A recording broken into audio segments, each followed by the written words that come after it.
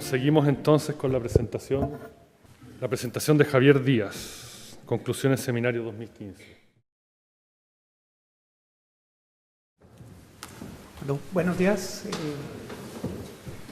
Bueno, mi nombre es Javier Díaz, representación del comité organizador, también miembro del Departamento de Ciencias y Recursos Naturales de la Universidad de Magallanes. En representación del comité organizador actual y también del de 2015, cuando se hizo el primer seminario de Bacalao Magallanes. Primero, agradecer a todos los compañeros del comité, a Eduardo Infante, hijo y padre, por permitirnos hacer parte de esta iniciativa. Y entonces a continuación les voy a hablar de algunas conclusiones que se hicieron en el seminario pasado. Haré una breve introducción. Bueno, el bacalao, estamos refiriéndonos al bacalao de profundidad, también conocido como Austromerluza o merluza negra, nombre científico Dysosticus eleginoides. Es una especie que tiene principalmente distribución en el Océano del Sur. Puede llegar hasta el norte de Perú, por el lado del Pacífico, y se tiene alguna información, las líneas punteadas en el mapa, que indicarían que esta especie, que habita a grandes profundidades, 1000 metros o superiores, puede llegar incluso hasta el Atlántico Norte, por el lado Atlántico, y por el Pacífico también hasta el extremo norte. Incluso la especie está relacionada con el hábitat de la Antártica.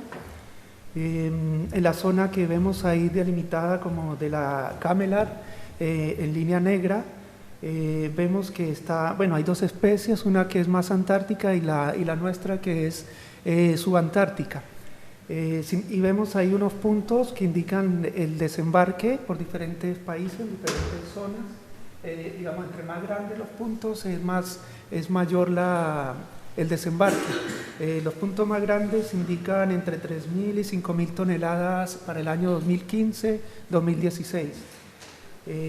Además, hay unas áreas de colores morado, amarillo, que son áreas que se han estado proponiendo en Camelar como áreas de marinas protegidas. Y que de alguna forma entonces también hay una interacción entre la pesca y lo que es el tema de la conservación de la biodiversidad. En el caso de nuestro país, de Chile, tenemos acá un mapa del área, lo que se conoce como el área licitada. Digamos, son áreas de pesca que están al sur de los 47 grados sur y hasta los 57 sur. Y acá al lado derecho vemos una historia del desembarque, acá el total, y también diferenciado por industria fábrica, que son estos de acá, y han punteado la industria hielera. Y estos puntos que vemos acá son las cuotas que se han ido asignando por la autoridad para la extracción. Alguna información proporcionada por Subpesca sobre esta especie, conocido también como Chilean sea bass o Patagonian toothfish, también se le conoce, y el periodo extractivo está delimitado aquí en la parte de abajo, ¿no?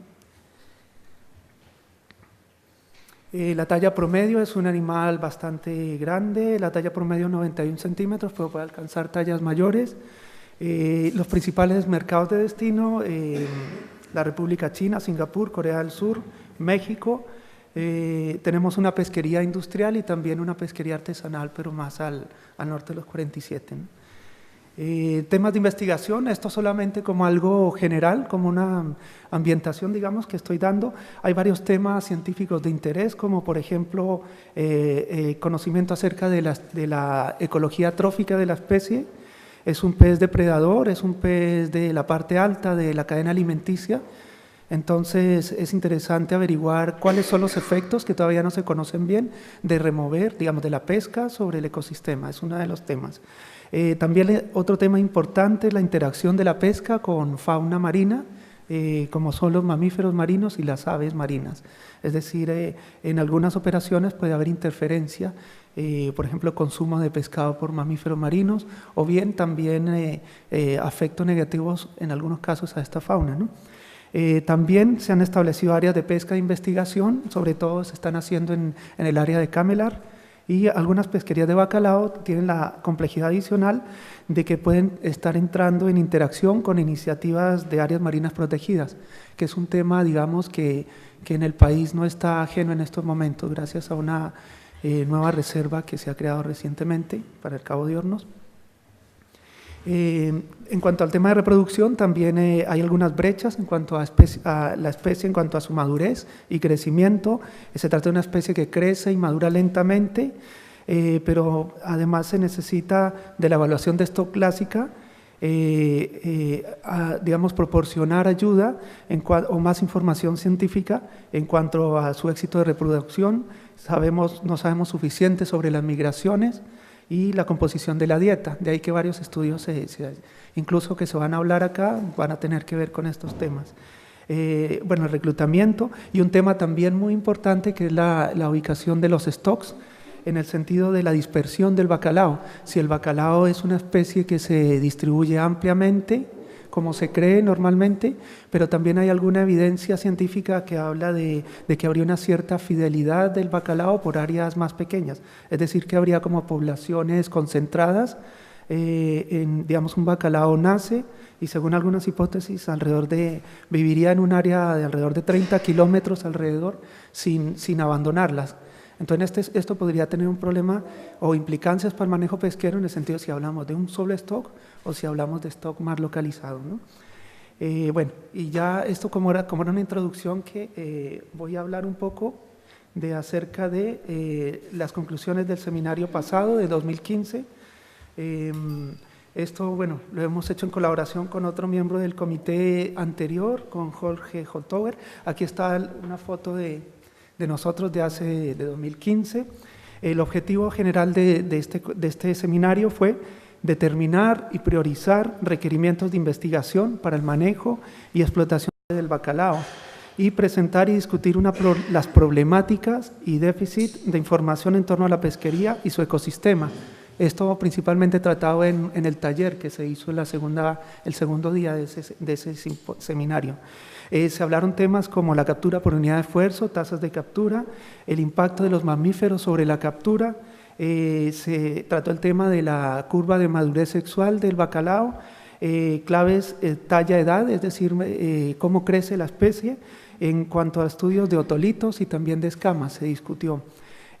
Asimismo, la dinámica del recurso, uso y aplicaciones de la genética al manejo y evaluación de stock.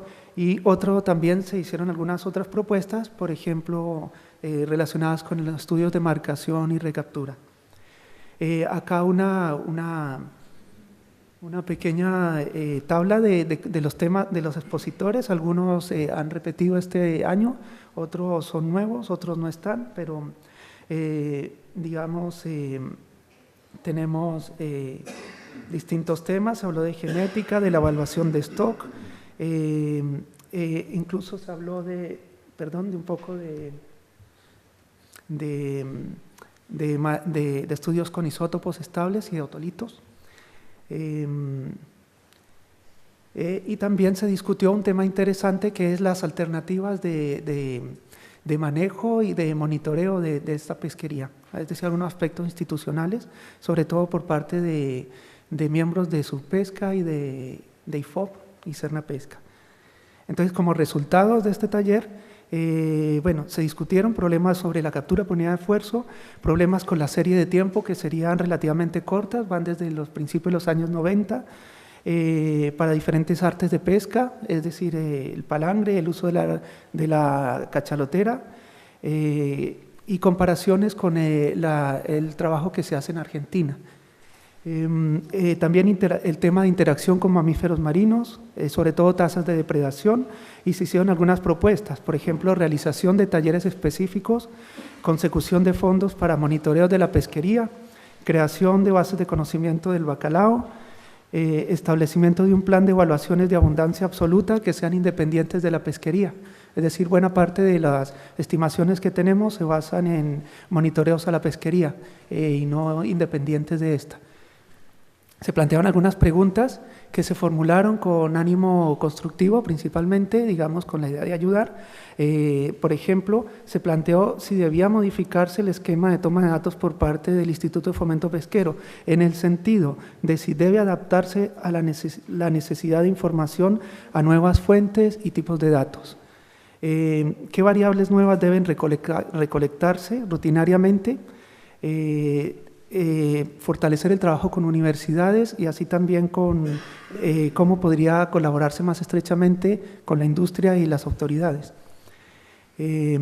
Sobre el impacto de los mamíferos marinos, bueno, se planteó el taller para marzo de 2006, que fue el taller Colto, que se hizo acá mismo en Punta Arenas. Se plantea reforzamiento del monitoreo, es decir, censo de la flota, entrenamiento a los tripulantes con la idea de que ellos también puedan colaborar con información, además de la que toman los observadores científicos. También se planea, esto todavía está un poco en desarrollo, que es cómo la Sociedad Chilena de Ciencias del Mar podría entrar a asesorar en la pesquería del bacalao. Y dinámica de los mamíferos marinos. Entonces se habló en ese momento de historia de avistamientos, grupos matriarcales, morfotipos y su relación con la depredación, es decir, entrenamiento a observadores que ya se ha empezado a realizar.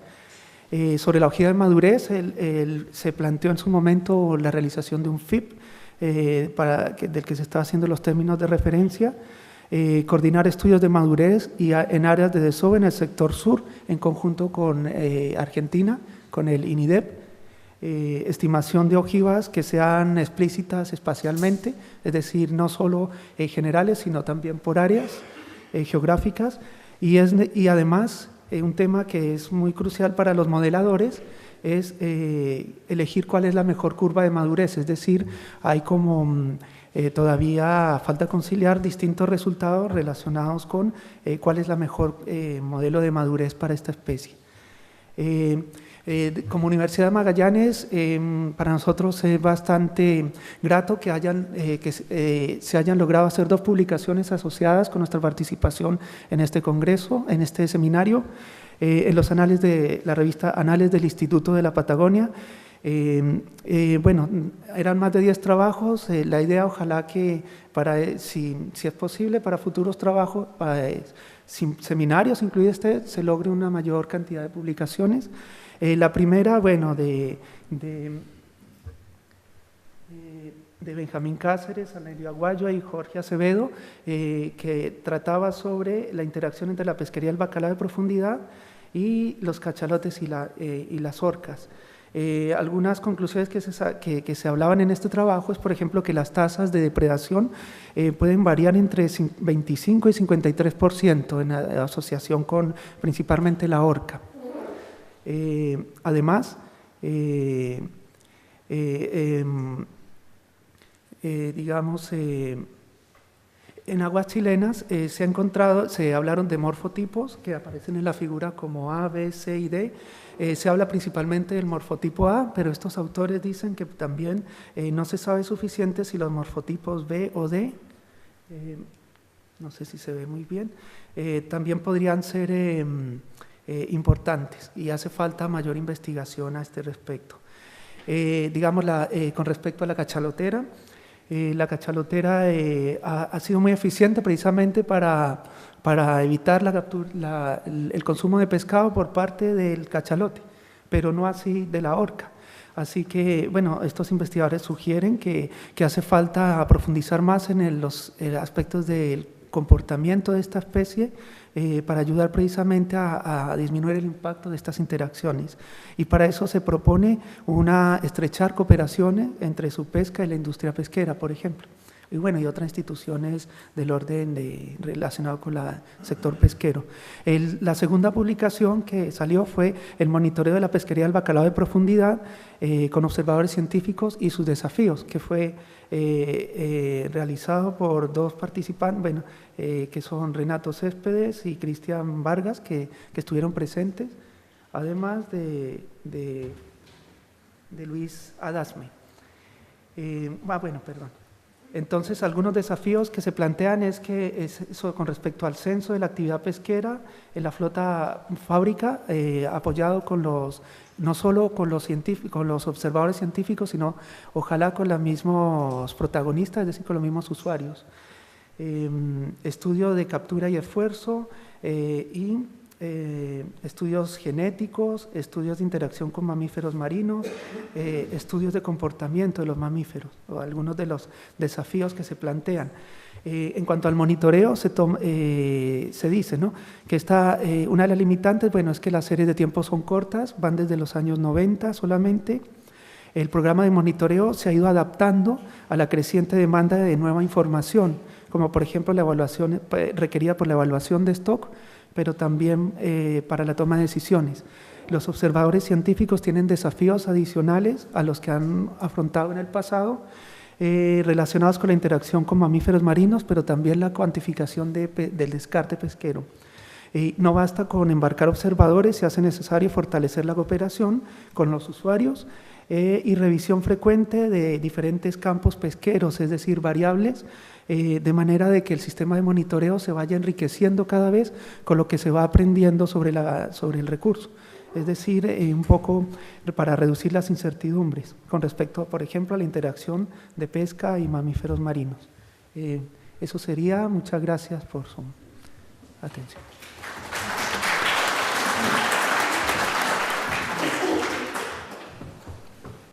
Muchas gracias, Javier. Pasamos a la sección de preguntas. No sé si es que alguien quiera formular alguna pregunta a Javier.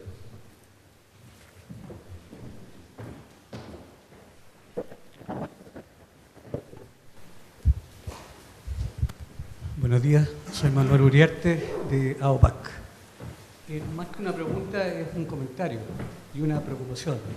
La primera parte de su exposición más bien me dejó preocupado, en el sentido de cuando se está refiriendo al parque marino. Yo sé que va a ser un tema que se va a conversar después con mucho más detalle, pero me da la sensación que hay un divorcio en la primera parte de su exposición con la segunda, que es las conclusiones del primer taller del bacalao.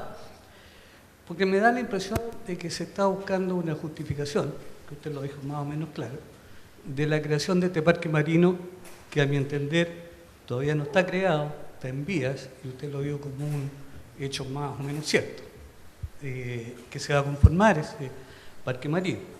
Y un poco la justificación que se está viendo es la necesidad de proteger un gran área en la zona sur.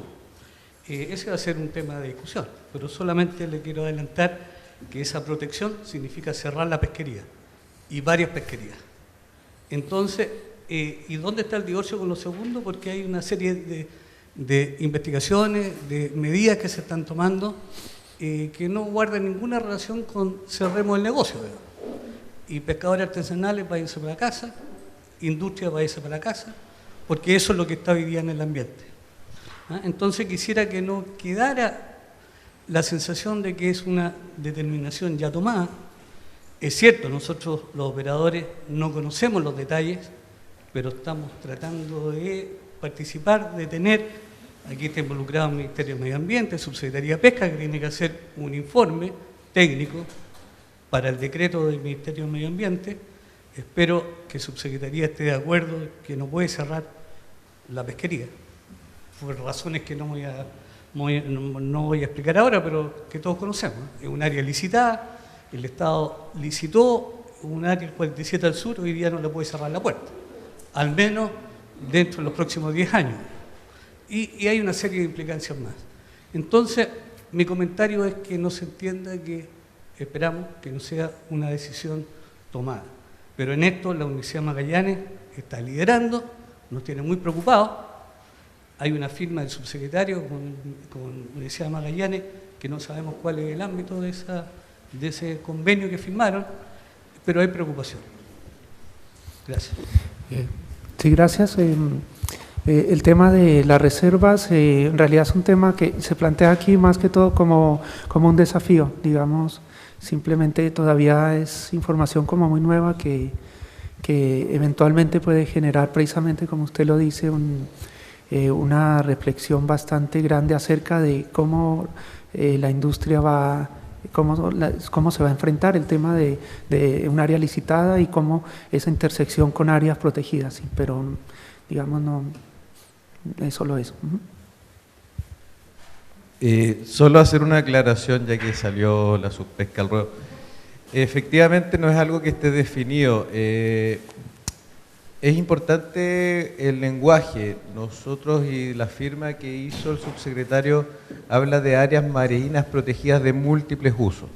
Las áreas marinas protegidas de múltiples usos implican, y era una condictio sine qua non, como se dice en derecho, para nosotros participar, es porque nosotros no podemos permitir que tanto las pesquerías artesanales existentes en la zona donde la centolla y el centollón son muy importantes, ni la pesquería del bacalao, en el caso de ustedes, estuvieran comprometidas.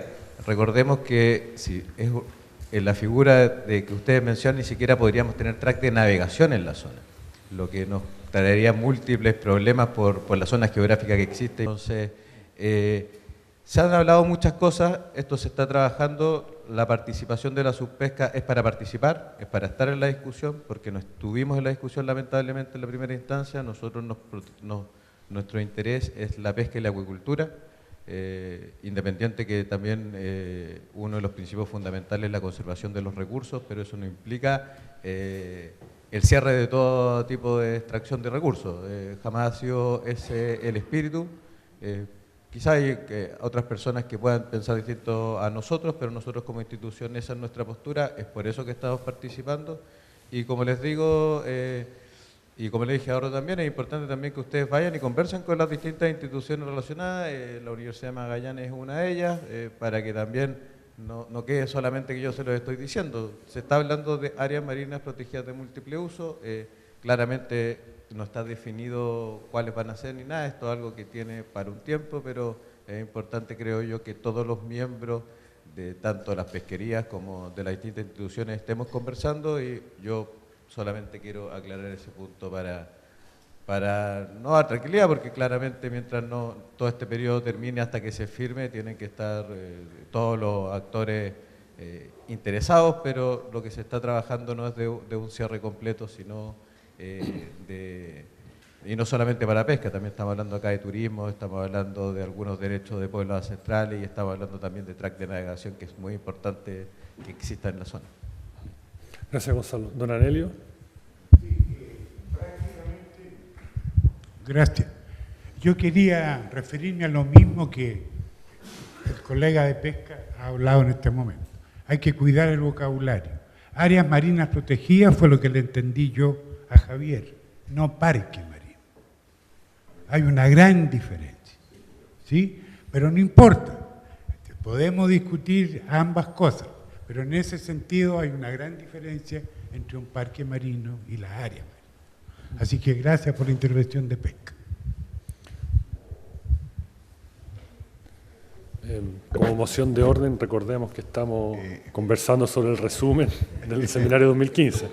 No, pero continúa. No, yo quería hacerle comentario a don Anelio que lamentablemente todo este tema se ha hablado entre gallo y medianoche.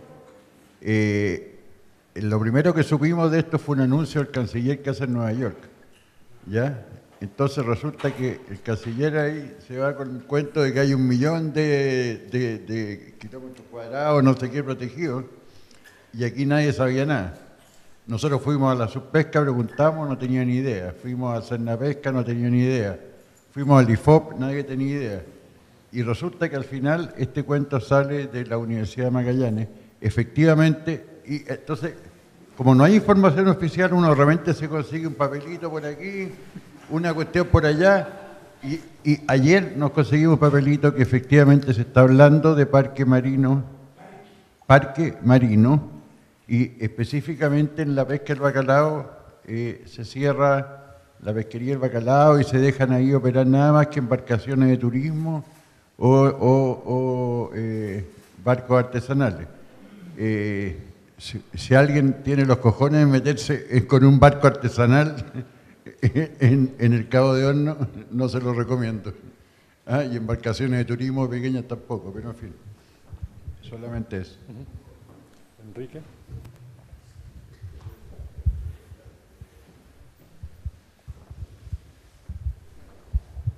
Hola, Enrique Leantec. Un pequeño aporte. Tienen toda la razón cuando hablan que acá hay un problema de lenguaje, pero solo una aclaración. A mí me toca participar en las discusiones de áreas marinas protegidas en la Antártida, donde de alguna manera lidera la Cancillería y participan, ¿cómo se llama?, otros países. Y básicamente, solo para aclarar que en el resto del mundo, o en gran parte del resto del mundo, área marina protegida es igual parque marino. O sea, se consideran, lamentablemente, a nivel científico, lo que nos ha tocado ver, por lo menos en esa discusión, ¿ya? Yo puedo probablemente dar fe que a lo mejor en Chile se plantea de una manera distinta, pero lamentablemente afuera, cuando hablan de áreas marinas protegidas, directamente están pensando en no take. ¿Algún otro comentario o consulta? Ahí mismo, por favor, Patricia.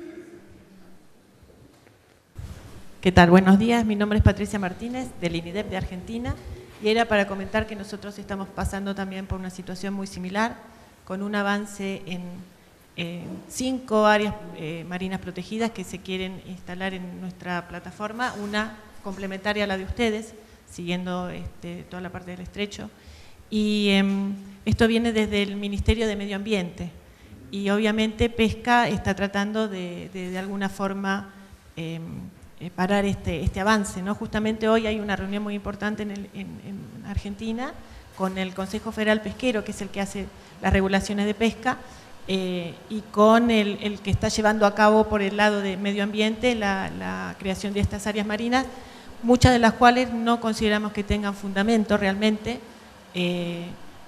pero bueno, es difícil, hay muchas ONG que están trabajando en pos de eso y es difícil, pero entendemos la situación y en todo caso compartimos y sumamos el esfuerzo en algún caso que haya que hacerlo, ¿no? Obviamente. Gracias. Muchas gracias. ¿Algún otro comentario o pregunta?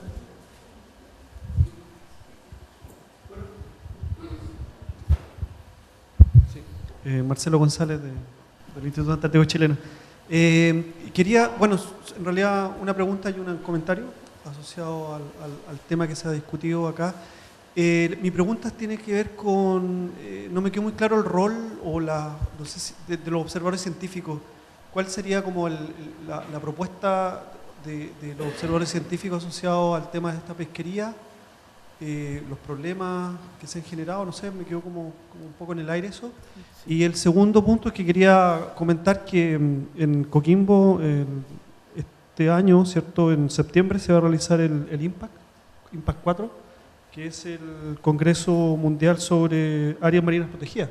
Yo creo que hay un ámbito interesante en donde las personas que están interesados, preocupados o afectados por este tipo de decisiones y discusiones puedan participar. Creo que es una alternativa, digamos. Gracias, Marcelo. Sí, esta parte la pasé quizá un poco rápido, pero por eso aquí. Sí, pero dentro del contexto.